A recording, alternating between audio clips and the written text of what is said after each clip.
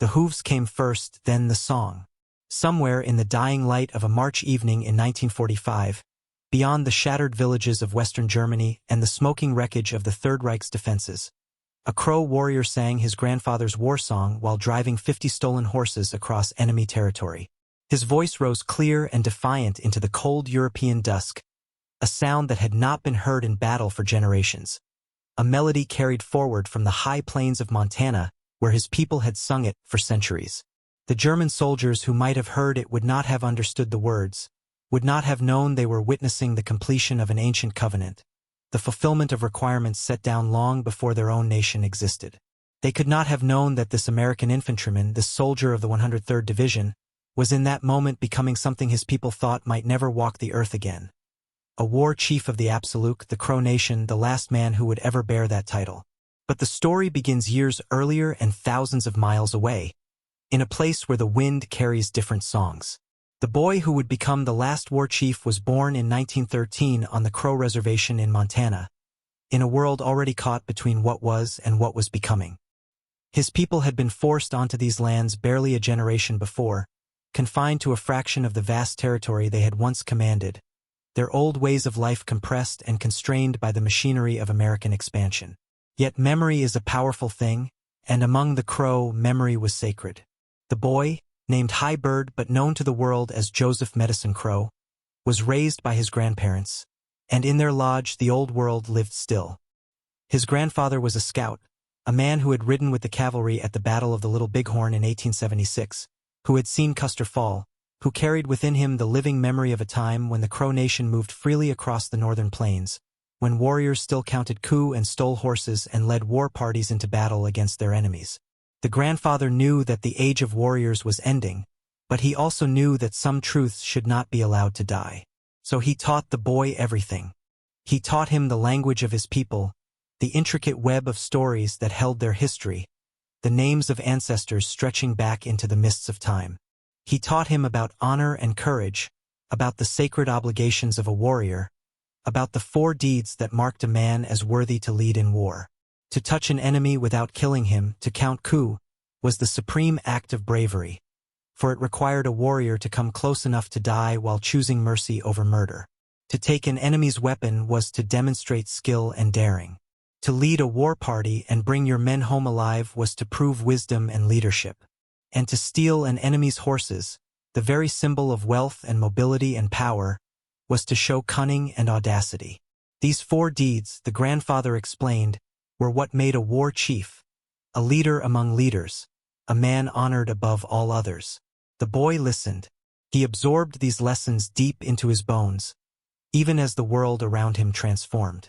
He watched his people struggle with poverty and displacement, saw how the old traditions were dismissed by government officials and missionaries as primitive superstitions. Yet, in his grandparents' home, those traditions lived. The smell of cedar smoke, the sound of prayers in the old language, the stories told on winter nights when the Montana wind howled outside and the fire cast dancing shadows on the walls. All of this became part of him, woven into the fabric of who he was. But Joe Medicine Crow was also a child of the 20th century, and he understood that his people needed more than memory to survive. They needed education, needed to navigate the complexities of the dominant culture while holding fast to their own identity. So he studied. He excelled in school, earning a bachelor's degree in sociology and psychology, then went further, completing a master's degree in anthropology from the University of Southern California. He was the first member of his tribe to achieve such academic heights, a pioneer opening doors for those who would follow. He began work on a doctoral dissertation, diving deep into the study of his own people's culture, determined to preserve what remained and to present it to the world with the dignity and respect it deserved. Then came December 1941, and the world caught fire. The attack on Pearl Harbor changed everything, pulled America into a global conflagration that would reshape nations and redraw maps. Joe Medicine Crow was in his late 20s, established in his scholarly work, but when his country called, he answered. In 1943, he set aside his dissertation and enlisted in the United States Army. Perhaps there was irony in this choice. A man descended from warriors who had fought against the American cavalry now volunteering to serve that same nation. But the Crow had always been pragmatic, had always understood that alliances shift and that sometimes survival means adaptation. More than that, Joe Medicine Crow carried within him the warrior tradition of his grandfathers. And when war came, warriors fight. He was assigned to the 103rd Infantry Division, trained in the brutal mechanics of modern warfare, taught to operate weapons that would have been unimaginable to his grandfather's generation. Rifles and grenades, artillery and tanks, the industrial machinery of mass death. Yet even as he learned these new methods, he carried the old ways with him. He wore a yellow eagle feather beneath his helmet, hidden from view but always present, a reminder of who he was. He repeated prayers taught to him by his grandfather, words in the Crow language that connected him to generations of warriors stretching back into time. He remembered the 4 deeds, the requirements for becoming a war chief, and though such a thing seemed impossible in this modern war fought with machines and mass formations, he held those teachings in his heart. By early 1945, the 103rd Division was in Europe, grinding its way through Germany as the Nazi regime collapsed inward. The fighting was savage, desperate, the Germans defending every inch of their homeland with the ferocity of men who knew defeat was inevitable but still refused to yield. The cities were rubble, the countryside scarred, the air thick with the stench of death and burning. This was mechanized warfare at its most brutal, artillery barrages that lasted for hours, machine gun fire that turned streets into killing zones, the constant proximity of death in 1,000 forms. On March 15, Joe Medicine Crow received orders that amounted to a death sentence dressed up as a mission. The Siegfried Line, Germany's defensive fortification along its western border, still held in some sectors concrete bunkers and gun emplacements that could turn advancing troops into corpses in seconds. Someone had to breach it, and that someone was Joe Medicine Crow and 7 other men. They would carry TNT, explosives enough to blow a gap in the defenses, and they would do it while under fire from one of the most formidable defensive positions ever constructed. It was the kind of mission that had a high probability of failure and an even higher probability of casualties. It was, in the parlance of modern warfare, a suicide run. But in the language of his grandfather, it was something else. It was leading a war party into danger, putting his life at risk for the sake of his brothers in arms. Exactly the kind of deed that separated leaders from followers. Joe Medicine Crow gathered his 7 men. He checked their equipment, spoke words of encouragement, steadied their nerves. Then, as dawn broke cold and gray over the German countryside, they moved forward. The ground was torn, cratered by previous bombardments, littered with the detritus of war. The air smelled of cordite and mud and something sharper, the electric tang of fear. Ahead, the Siegfried Line loomed, concrete and steel, gun ports like dead eyes watching their approach. They ran forward in a crouch, weaving between shell holes, the TNT heavy on their backs. Enemy fire erupted, machine guns chattering, bullets snapping past like angry hornets. One man went down, then another, but Joe Medicine Crow kept moving, kept his squad focused on the objective. He could hear his grandfather's voice in his head, steady and calm, telling him that a leader stays calm, that panic spreads like fire through a war party. So he stayed calm. He directed his men, identified the best approach, the weak point in the defenses. They reached the fortification, placed the charges, set the timers, then scrambled back as the world exploded behind them. The breach was successful. The Siegfried Line, that supposedly impregnable barrier, was cracked open. Allied forces poured through, and the German defense collapsed in that sector. For his leadership and courage, Joe Medicine Crow was awarded the Bronze Star, one of America's highest military honors. But in his mind, in the place where his grandfather's teachings lived, he had accomplished something even more significant. He had led a war party into deadly danger and brought his men back alive. He had fulfilled the 3rd requirement of a war chief. The fighting continued, brutal urban combat in shattered towns where every building might hide enemy soldiers, where death lurked around every corner.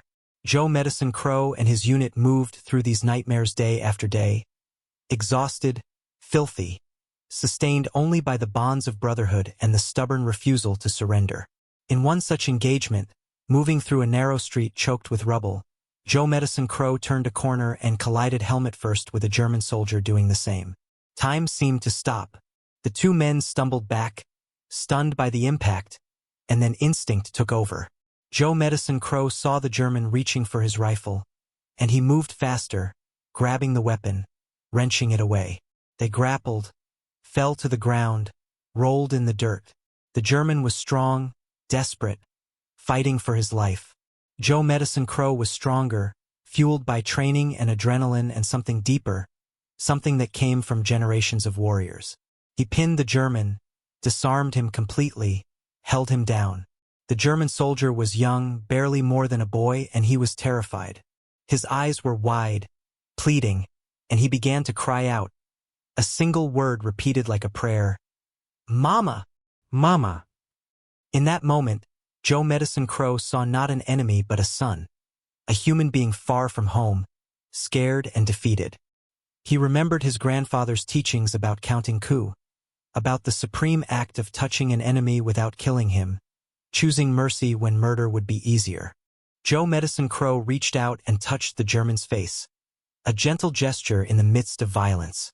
"You're young enough to be my son," he said softly, though the German didn't understand the English words. "Go home." He let the soldier up, watched him scramble away into the ruins, disarmed and shattered but alive. Joe Medicine Crow took the captured rifle and continued on. He had counted coup. He had taken an enemy's weapon. 2 more requirements fulfilled, though he didn't yet realize that the old ways were reaching through time to touch him in this modern war. The next day, scouting ahead of his unit, Joe Medicine Crow came upon a farm on the outskirts of a small German town. It appeared abandoned, the farmhouse dark, but in the corral behind the barn he saw horses. Not ordinary farm horses, but magnificent animals, clearly thoroughbreds, at least 50 of them milling in the enclosure.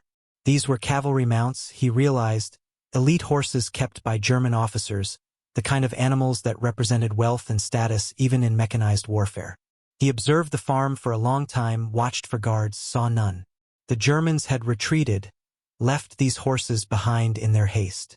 And as Joe Medicine Crow watched those horses, he felt something stir in his chest, a recognition, a calling. He thought of his grandfather, of the stories told around winter fires, of warriors stealing horses from enemy camps, of the cunning and bravery required to pull off such a feat. He thought of the 4th requirement, the final deed needed to become a war chief. The sun was setting, painting the sky in shades of red and gold that reminded him of Montana. Joe Medicine Crow made his decision. He approached the corral carefully, his rifle slung, a rope in his hands and his pistol at his side. The horses noticed him, became skittish, but he spoke to them softly in Crow, the language of his people, words his grandfather had taught him for calming animals. He entered the corral, selected the strongest-looking stallion, fashioned a makeshift bridle from his rope, and swung himself onto the animal's back. The horse bucked once, twice, then settled. Joe Medicine Crow felt the power of the animal beneath him, felt the connection between rider and mount that warriors had known for millennia. He gathered the other horses with movements born of instinct and training, opened the corral gate, and began driving the herd out into the twilight. And then, because it was right, because it was required, because his grandfather would have done the same, Joe Medicine Crow began to sing. He sang his grandfather's war song, the one taught to him as a boy, the one that had been sung by Crow warriors for generations beyond counting. His voice rang out clear and strong, echoing across the German countryside, a sound utterly foreign to that place and yet utterly right. He drove those 50 horses before him, singing his victory, claiming his prize, completing the final requirement. He was, in that moment, a war chief of the Crow Nation, the last man who would ever earn that title through the ancient deeds prescribed by tradition. The irony was not lost on him, that he had accomplished these feats not in the traditional conflicts of the plains but in a mechanized war fought thousands of miles from his homeland. Yet the requirements had been met, the deeds accomplished, and when the war ended and he returned to Montana, his people recognized what he had done. The ceremony was held on the reservation, conducted according to ancient protocols. The elders gathered, heard the accounting of his deeds, verified each accomplishment. They painted his face in the traditional manner, presented him with the regalia of a war chief, spoke the words that had been spoken for centuries. Joe Medicine Crow stood before his people, connected through an unbroken line to every warrior who had come before, honored in a way that transcended modern medals and commendations. He was the last war chief, and everyone present understood the weight of that designation, the ending and the preservation it represented. But Joe Medicine Crow did not see his life's work as finished. If he was the last war chief, then he had a responsibility to ensure that what came before was not forgotten. He returned to his scholarly pursuits, completed his studies, became the tribal historian and anthropologist of the Crow Nation. He wrote books, meticulously documenting the traditions, stories, and history of his people. He lectured around the world, speaking at universities and institutions, representing indigenous peoples at forums including the United Nations. He became a living bridge between worlds, honoring both his identity as a warrior of an ancient nation and his role as a scholar and educator in the modern world. The honors accumulated over the decades. The Bronze Star earned in combat was joined by other recognitions. The French government made him a Chevalier of the Legion of Honor, acknowledging his service in the liberation of Europe. He received 3 honorary doctorates from major universities, recognition of his scholarly contributions. Institutions sought his wisdom, his perspective, his stories. He spoke to children on the reservation and to dignitaries in Washington, always carrying the same message: that culture and memory matter, that the old ways hold wisdom for the modern world, that identity is not something to be discarded in pursuit of assimilation but something to be treasured and preserved. In 2009, at the age of 96, Joe Medicine Crow traveled to Washington, D.C. one more time. President Barack Obama, himself a man who understood the complexity of identity and heritage, presented him with the Presidential Medal of Freedom, the highest civilian honor in the United States. The ceremony was dignified and moving, the president speaking words of respect and admiration for this elder statesman, this warrior, this scholar, this keeper of memory. Joe Medicine Crow stood before the nation, draped in the regalia of his people, the eagle feather in his hair, a living testament to resilience and honor. He lived for 7 more years, remaining active and engaged, still telling stories, still preserving culture, still embodying the connection between past and present. He watched his great-grandchildren grow, saw new generations of Crow people stepping forward to carry on the traditions. He knew that while he was the last war chief, he was not the last keeper of memory, not the last voice speaking in the old language, not the last person who understood that the ways of the ancestors still had value. On April 3, 2016, Joe Medicine Crow passed away peacefully at his home in Montana. He was 102 years old, having lived long enough to span the entire 20th century and venture into the 21st, having witnessed transformation and tragedy and triumph. The news of his death rippled across Indian country and beyond, reaching people who had heard him speak, read his books, been touched by his story. He was buried with full military honors on the Crow Reservation, soldiers presenting the flag to his family, a rifle salute echoing across the plains.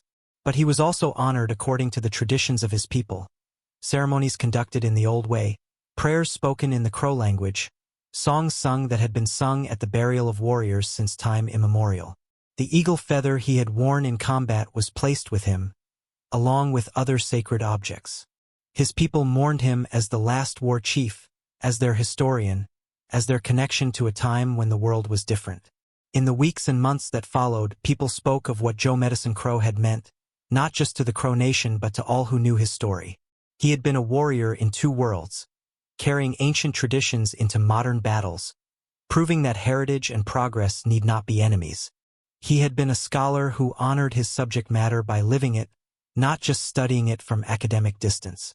He had been a teacher who understood that education is not just the transmission of facts but the sharing of wisdom, the passing of something essential from one generation to the next. His life spanned an era of profound change for indigenous peoples in America, from the depths of oppression and cultural erasure to the beginnings of resurgence and recognition. He had lived through times when speaking his native language was punishable, when traditional practices were forbidden, when his people were told their ways were inferior and should be forgotten. He had persisted anyway, holding fast to what mattered, and had lived long enough to see a world where indigenous cultures were increasingly recognized and valued. where his work as a historian and anthropologist was celebrated rather than dismissed. The story of Joe Medicine Crow, the last war chief of the Crow Nation, is a story about memory and its power. It is about how traditions can survive even when the world that created them has been transformed beyond recognition. It is about courage, not just the physical bravery of combat but the moral courage to hold fast to identity in the face of enormous pressure to assimilate and forget. It is about the ways that old wisdom speaks to new circumstances, how requirements established centuries ago on the northern plains found their fulfillment in the rubble of Nazi Germany. When he sang his war song while driving those stolen horses across the German countryside, Joe Medicine Crow was not just completing a personal achievement. He was ensuring that his grandfather's voice, and his grandfather's grandfather's voice, and all the voices stretching back through time, would not be silenced. He was proving that his people were not vanished, not merely history, but living and vital and still producing warriors worthy of the name. The wind still blows across the Montana plains, carrying the same sense it carried when Joe Medicine Crow was a boy listening to his grandfather's stories. The Crow people still live on their reservation, still speak their language, still remember the old ways. Children learn the stories, including the story of the last war chief, the man who went to war in a foreign land and returned having fulfilled ancient requirements, bridging centuries with his deeds.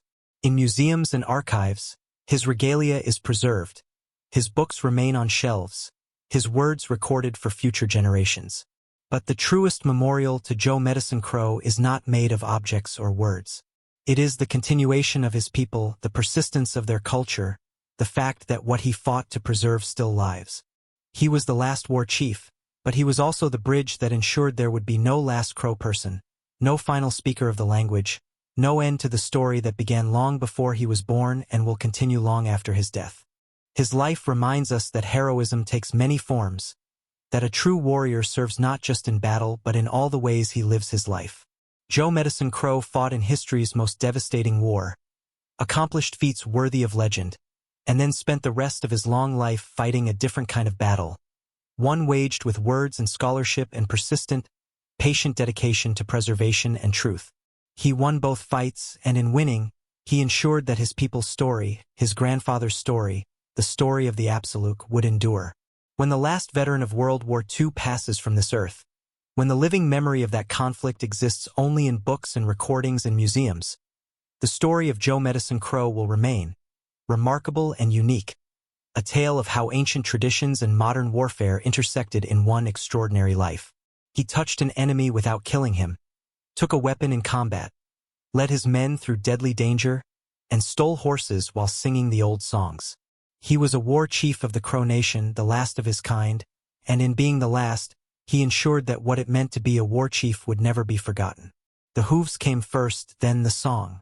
And though Joe Medicine Crow has ridden beyond the horizon, his song echoes still, carried on the Montana wind, preserved in memory, sung by those who remember that some truths, some traditions, some ways of being in the world, are too precious to let die. He made certain they would endure, and in that certainty lies his greatest victory, his truest triumph, his eternal legacy.